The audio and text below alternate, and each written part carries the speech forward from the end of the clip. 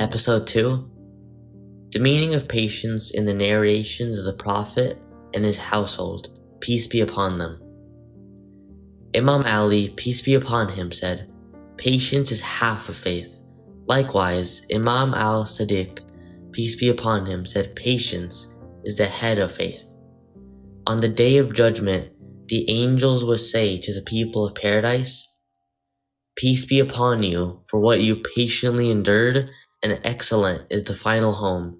This means that the fundamental reason for their entry into paradise and the attainment of divine material and spiritual blessings was their patience.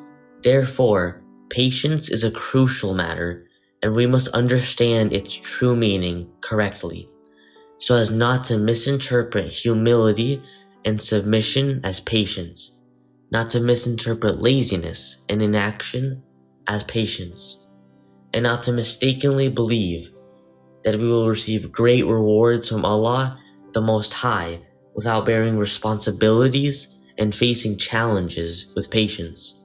Now, let's focus on the words of Imam Ali, peace be upon him.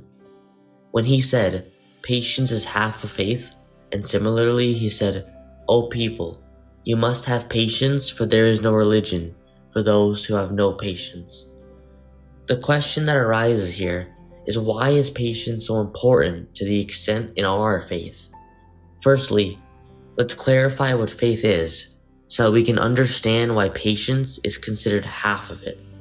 Faith can be divided into two aspects: the knowledge aspect and the practical aspect. In the knowledge aspect, every Muslim is required to learn their faith, which includes believing in Allah, not merely through inherited beliefs from their parents or family, but through study and scholarly inquiry. They should also understand the necessity of prophets and imams, peace be upon them, after the Prophet Muhammad, peace be upon him, and why their role is so crucial, and how Allah, the Most High, has shown kindness to his servants through them. Furthermore, part of this knowledge aspect is the belief that Allah, the Most High, is just and does not wrong anyone.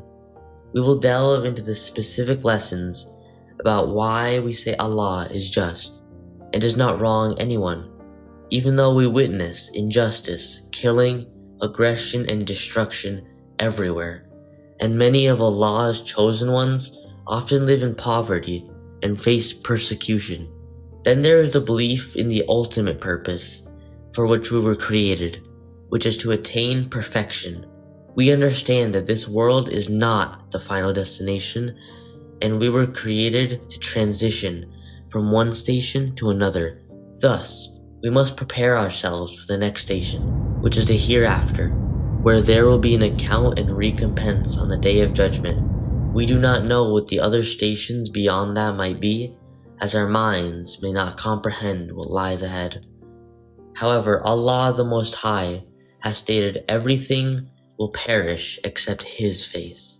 And in this context, perishing does not mean death and termination, but rather the transition from one stage to another.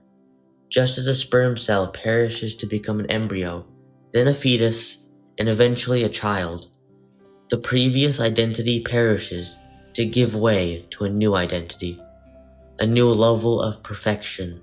This belief is of utmost importance in our lives, because through it we become determined to reach perfection.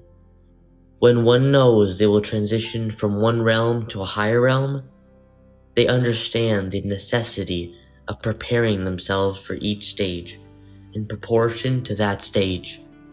So far, we have not discussed the concept of faith from a scholarly perspective. The scholarly aspect of faith is in reality the most critical stage and serves as the foundation for the second stage, which is the practical aspect. In the next episode, we will continue explaining faith from a scholarly perspective before delving into the practical aspects of faith.